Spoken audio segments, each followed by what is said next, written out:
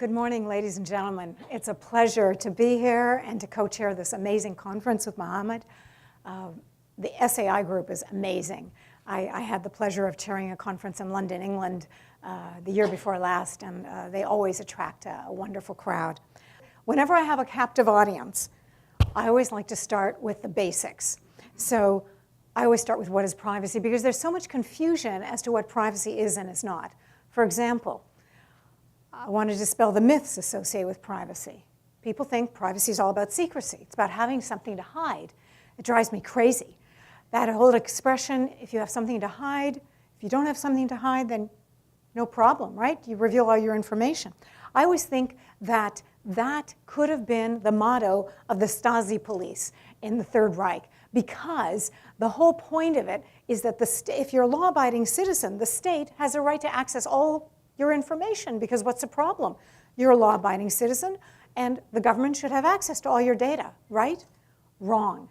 That's not what privacy is about, and that's not what freedom is about. Freedom is all about you deciding how you want to disclose and share your personal information.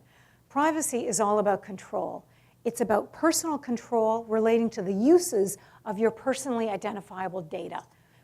And context is absolutely key to this. Only the individual knows what is sensitive to them and what is not, what they choose to disclose. Freedom of choice is so important. And that's why it's critical that the user decide how the information is shared. The Germans have a wonderful term for this called informational self-determination, that it should be the individual who determines the fate of his or her personal information. It was considered to be such an important value that they enshrined it in their constitution in 1983. And it's no accident that Germany is the leading privacy and data protection country in the world. It's no accident they had to endure the abuses of the Third Reich and the complete cessation of all of their freedom, which started with the removal of their privacy. And when that ended, they said, never again will we allow our privacy, our freedom to be taken away from us. And they've stood up to that. They're amazing. I always want to underscore the relationship of privacy and freedom. It is absolutely essential to prosperity, to what we do, to our freedom. It is the essence of it. Without it, life wouldn't be what we take for granted. We are very fortunate, and we largely take privacy for granted. We take our freedom for granted. But you have to beware of the encroachment that is happening everywhere in our lives. And that's what I'm going to be talking about. Surveillance is the antithesis of privacy, is the exact opposite. And it is encroaching upon us with new technologies, with smart devices, smart homes, smart you name it. And let me be clear, I'm a big fan of technology. I'm very pro. You'll be hearing about that. But what we don't want to do is we don't want to give up our privacy in order to enjoy technology. We can and must have both. It cannot be a zero-sum either-or proposition. Now, I'm going to talk to you a little bit about privacy by design. This is something I developed a long time ago in the late 90s. I was Privacy Commissioner of Ontario, Canada for many years, 3 terms. And I developed privacy by design while I was there. And it was unanimously passed as an international standard in 2010. Privacy commissioners have an annual conference. It's usually in Europe. In 2010, it was in Jerusalem.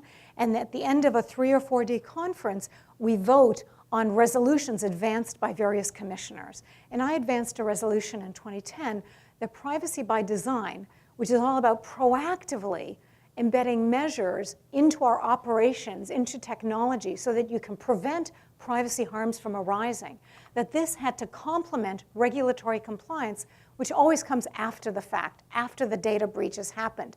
Then you offer a remedy. What amazed me was that this was unanimously passed as an international standard in 2010. And the reason I say that is most privacy commissioners are what I call lawyers. They love drilling down into Section 29, Sub 2, Part A, and applying the law to the fact situation and getting a resolution. And it's brilliant, and they're wonderful. But what I realized that they were sharing my concerns. In this day and age of ubiquitous computing, massive online connectivity, wireless wearable devices, social media abounding, we realized that we were no longer reaching the majority of the privacy harms. I use the tip of the iceberg as the example, that we were barely seeing the tip of the iceberg in terms of addressing all the privacy harms that were arising, that the majority of them were evading our detection, were evading any sense of being regulated. They were remaining unchallenged, unregulated, unknown. And that was unacceptable to the commissioners.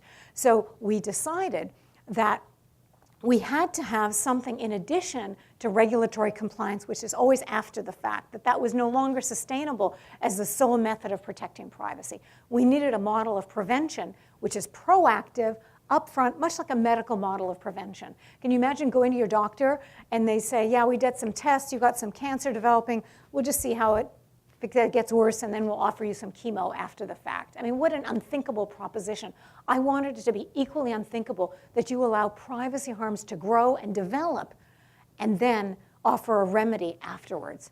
So the essence of privacy by design is being proactive, embedding privacy protective measures into your data architecture, baking it into the design of your operations, prevent the harms from arising.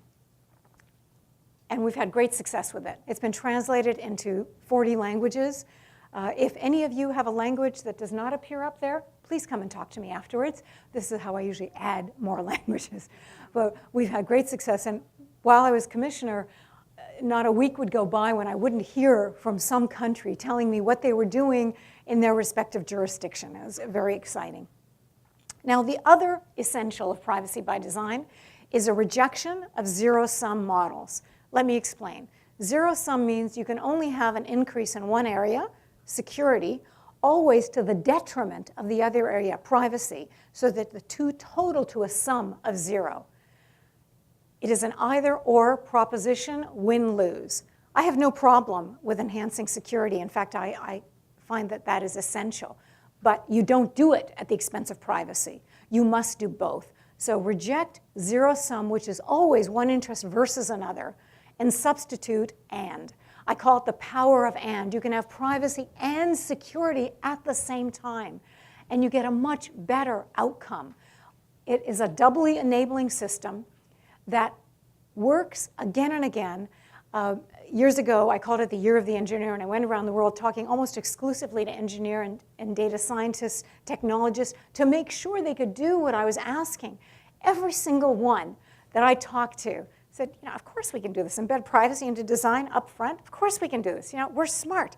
They're confident. That's what you need. But they said, we're not the problem. They said, talk to the guys who give us the instructions to write the code. When they're asking us to write a program, they rarely say, and make sure you build in privacy. So we write the program, we deliver it, and then somebody says, oh, can you bolt on a privacy solution after the fact? Way too little, way too late. So they said, go and talk to them. I did. The following year, I talked to almost exclusively CEOs of companies, boards of directors, and I said, you have to get rid of the silos. You have to have cross-pollination and talk to each other so that privacy can be addressed up front. It is a false dichotomy that it has to be privacy versus security. Forget that. Let's get past it. I'm not going to take all the remaining time I have to talk about this. There are 7 foundational principles to privacy by design. We can talk about them later. I want to point out, number 2, though, privacy is the default setting. This is the opposite of what happens now. Privacy as the default means that privacy is automatically baked in to your program or to your system. You don't have to ask for it. You don't have to go through the terms of service and all the legalese in the privacy policy to find the opt-out box that says don't use my information for any purpose other than the primary purpose of the data collection, the intended purpose. Nobody does that. We know that. Privacy as the default means you automatically get privacy. It's baked into the operations, into the system, into the code. And if later on a secondary use arises where the company or organization would like to use your information for a secondary use, they have to come back to you and seek your positive consent to do that. The beauty of that is when you do that, it builds such trust. Ladies and gentlemen, trust is waning right now. Ever since Edward Snowden's revelations, I have never seen survey results, Pew Internet Research survey results in the 90 percentile.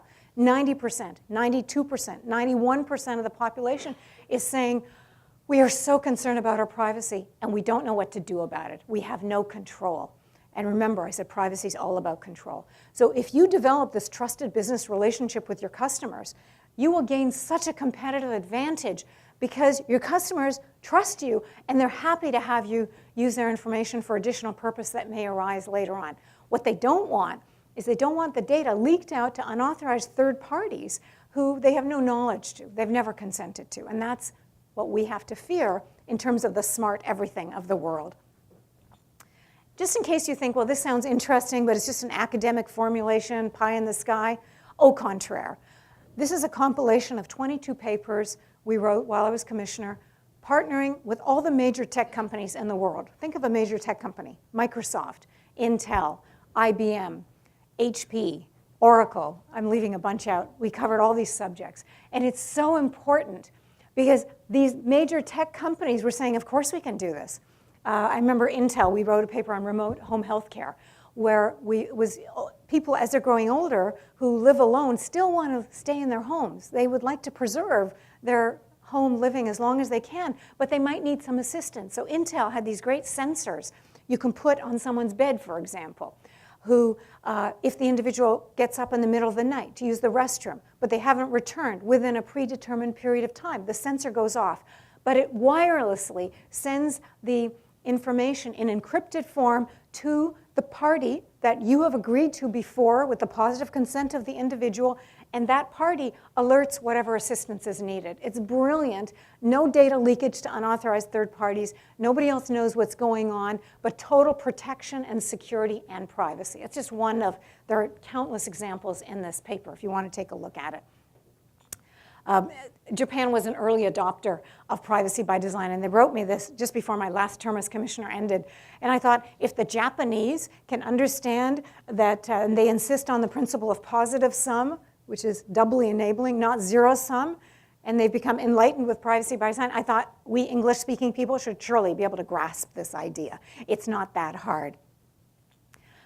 I want to alert you to what's coming. Next year in the European Union, there's a new law that's coming into effect in May of 2018 called the General Data Protection Regulation.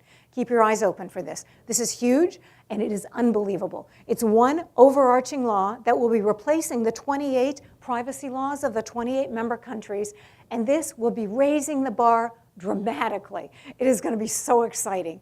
And I have to tell you, another reason I'm excited, for the first time, privacy by design, data protection by design, and privacy as the default have actually been included in this law. So I'm very excited because it will put things, I mean, it just flips it all over. No longer will negative consent after the fact be the norm. Now, you're going to have to do privacy as a default, which is making privacy an essential component of what you're offering. Positive sum, privacy, positive consent. This is going to be huge. And I would not be so bold as to say this, but Information Age said that it's not too much of a stretch to say that if you implement privacy by design, you've mastered the General Data Protection Regulation. That is a bit of a stretch. But I think the point they were trying to make, and that's why I've had so many calls from so many companies, especially in the United States, is that if you start by doing privacy by design, you can show the regulators in the European Union you're serious about this. You mean business, and you're going to do it. Because you see, especially in the US, companies are scrambling. We used to have the safe harbor principles in place. Safe harbor was invalidated 2 years ago because it was discovered in the Court of Justice in the EU that the US could no longer offer safe harbor because of all the intrusions we learned about from Edward Snowden's revelations of the NSA accessing information, et cetera. So now you don't have safe harbor. What are they going to do? They can do privacy by design and show their commitment. And so we've been offering privacy by design certification as a result of this because there's been so much interest. I partnered with Deloitte, who goes in and looks under the hood, so to speak, and makes sure that you're doing what you say you're doing. I'm going to go really quickly because I don't want to, I've got a ton of stuff to cover. IoT, of course, which you all know about, the Internet of Things, Internet of Everything, it's everywhere. Yep, we all know about that. With great respect for IoT, this is the weakest area in terms of privacy and security. Privacy is virtually non-existent. Security is questionable. And I certainly am not the only one to say this. You know those Fitbits that you might wear to, the data is flowing out to lots of other people. There is such data leakage with IoT. It goes to third parties, generally speaking, unauthorized, because they don't know about it. They don't know what's happening. The data is not kept confidential whatsoever. Symantec did a study of the wearable products, hardware-based devices, and they found that they were all 100% trackable. So whatever you're doing in your life, you're sharing it, whether you know it or not, with a gazillion other people. The default should be default standards-based privacy and security controls should be incorporated into the product infrastructures of these devices. It is rarely the case that that is happening. It's getting a lot more attention now, but whenever you enter in this area, and smart things in your home, smart TVs, Samsung had a smart TV they introduced a couple of years ago, where there's a voice activation system. You can say into the voice activator, you know, change it to channel 23 or whatever. What people didn't realize was in order for you to pick up your voice commands, it was also picking up all the conversations taking place in your home, your sweet nothings with your spouse, your personal confidential conversations with your children. Everything that's taking place was going to Samsung. And when people realized this, they kicked it out of their homes because they don't want all of their conversations picked up, going to third parties who are then selling it and doing other things with it, all without their knowledge or consent. Your home is your last bastion of privacy. The last thing is you want all this data to be flowing out without knowledge or consent. The Federal Trade Commission in the United States looked at 12 health and fitness apps, and they discovered the 12 that they were looking at, the information was flowing out to 76 different third parties. 76, ladies and gentlemen. Of course, all without the knowledge and consent of the data subjects. This is a practice which has to change. No one is going to stand for this over time. So again, people are very concerned about privacy and security. 24 billion IoT devices before the decade is up. It's growing dramatically. And they're talking about, will this be an explosion that amounts to trillions of dollars? Or will it blow up because privacy and security concerns have not been addressed? I will posit that this is a question mark that we don't know the answer to. In the European Union, there's a working party called the Article 29 Working Party. They look at telcos and technologies associated with privacy and security. And they're very concerned with IoT, Internet of Things, and they said you've got to make privacy the default setting. Follow privacy by design. There's a lot of interest in privacy by design because it's proactive and involves the data subject. It's not a surprise to the data subject all of a sudden if their information is flowing out. That's the model you cannot retain. And there was a conference a couple of years ago with the privacy commissioners, and they said privacy by design should be the key selling point of innovative technologies. And the reason I've emphasized that is I want you to view privacy as a positive. It's not a negative. It breeds innovation because you got to be really smart to have privacy and security baked into your operations. So when you do that, you can make it a key selling point to innovative technologies. You're offering much more than the standard security-related or smart-related activities being advanced in your devices. Wearables are abounding. They're everywhere. If you don't have privacy and security embedded into wearables, you're going to pay the price. Now, one interesting thing, and this is very true, engineers, understandably, are addressing all the technical issues that must be addressed in their technologies and what they're doing. So privacy usually isn't addressed, and I never fault the engineers for this. It's our job to bring this to the attention of engineers, the need to do this.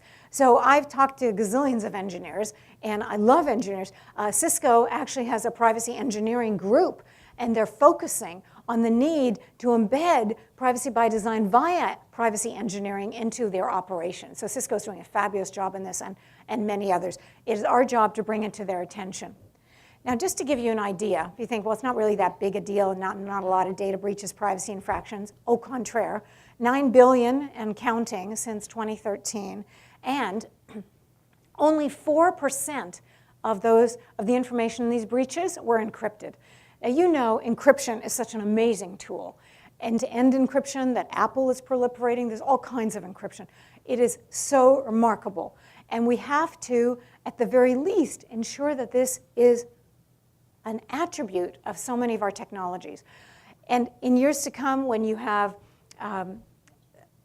things like fully homomorphic encryption.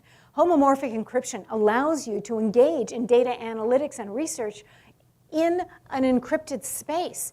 It is just amazing. And fully homomorphic encryption is resistant to quantum computing, which does pose a threat to regular encryption. So there's so much going on, ladies and gentlemen. There's no reason to think we can't get ahead of this. Of course we can. I'm just going to talk very briefly about machine learning and AI because I'm a huge fan of artificial intelligence. There will be so much that we will learn from AI. It is an area that is abounding and will be just amazing. But what we have to be careful is we have to avoid what is now being called the tyranny of the algorithms. What are the algorithms actually doing? Do we have any idea? We have to look under the hood.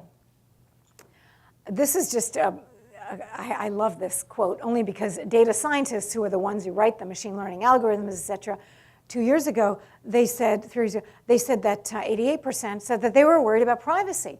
And we've got to do stuff about big data and machine learning. Now, if the data scientists are worried about privacy, 88% of them, the rest of us should be scared to death.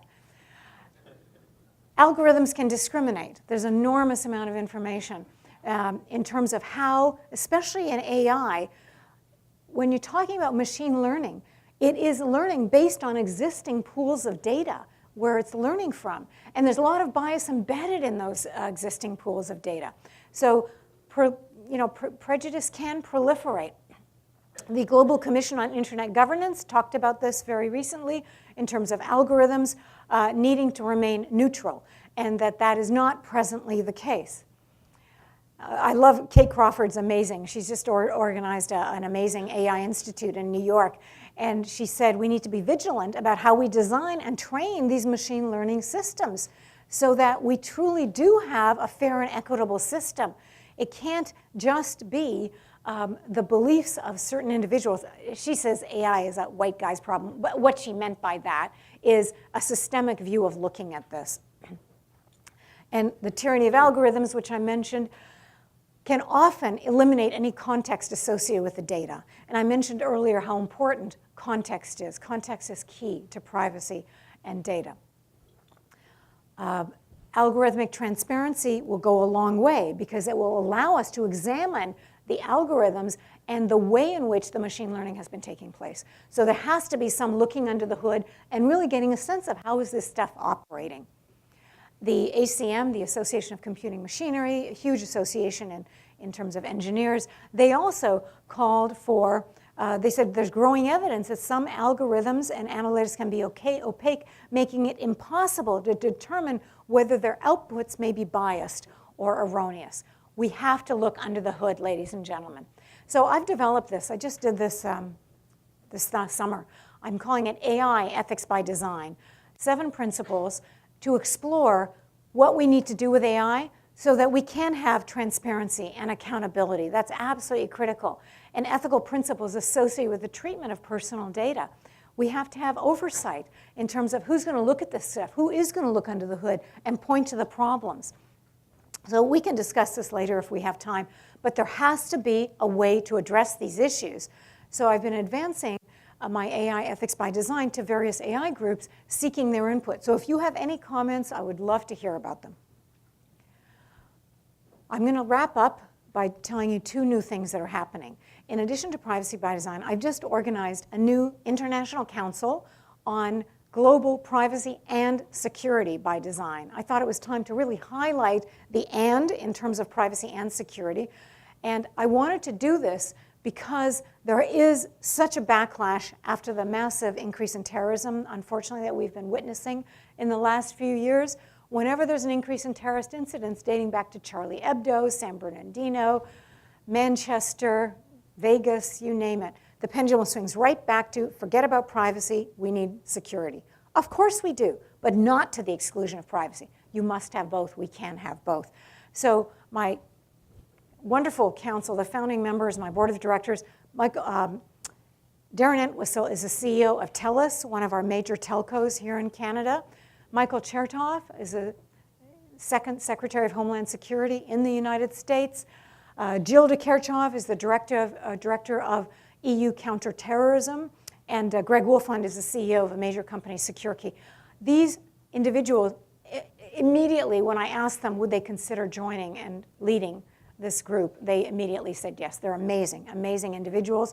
And our whole hope is to try to get a rejection of zero-sum, either-or models, that we must do both, we can do both. And we're doing a major fundraising gala in January, on January 25th, so that we can raise funds for research, specifically engineering, other kinds of things into AI and encryption, to show how this can be done. So let me end, ladies and gentlemen, by just telling you that there is an absolutely essential need to ensure that privacy is part of the picture when you talk about new technologies and smart devices, et cetera. It's interesting. There's a new, in Toronto, Canada, which is where I'm from, there's a new smart city venture starting in terms of our urban waterfront. And Sidewalk Labs, which is a Google company based in New York, has been hired to do the smart city. And they have kindly contacted me to lead the privacy aspects of it. And the reason for it is most smart cities have paved the way for surveillance. They become surveillance cities. And I said to Sidewalk Labs when they came up to me, asking me if I would do privacy by design, I said, look, I'm happy to do it, but I'll be a thorn in your side because I'm going to make sure that you don't retain the personally identifiable information associated with the data you collect in terms of the smart cities. And they said, absolutely, we don't want that to happen. So I'm hoping that we will have a smart city that is also privacy protective, not a city of surveillance. We need to ensure that we can get rid of the zero-sum model of the world. We must have privacy and security. We can do both. Please help me do that. Thank you very much, ladies and gentlemen.